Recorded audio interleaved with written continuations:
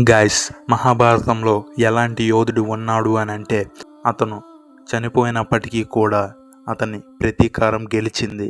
భీష్ముడు కాదు, కర్ణుడు కాదు, అర్జునుడు కూడా కాదు. చేతిలో కత్తి లేకుండానే ఒక రాజ్యాన్నే నాశనం చేసిన మనిషి.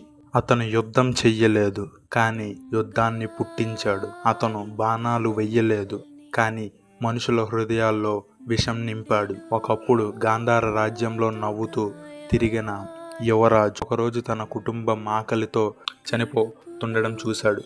ఆ క్షణంలో అతడి మనసులో పుట్టింది కోపం కాదు, ప్రతీకారం. కురువంశం మొత్తం నాశనం కావాలి.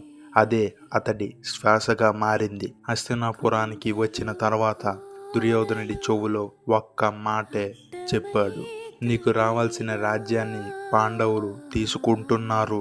ఆ ఒక మాట ఒక రాజకుమారుని రాక్షసుడిగా మార్చింది. పాచికలు కేవలం మాట కాదు, అవి అతడి చేతిలో ఆయుధాలు. ఒక్కొక్క పాచిక పడుతున్నప్పుడు కురువంశం మరణానికి దగ్గరవుతూ వచ్చింది. చివరికి కురుక్షేత్రం రక్తంతో నిండిపోయింది. చివరికి శకుని ప్రతీకారం గెలిచింది. ఊరికే కనిపిస్తారా అన్నయ్య మహానుభావులు?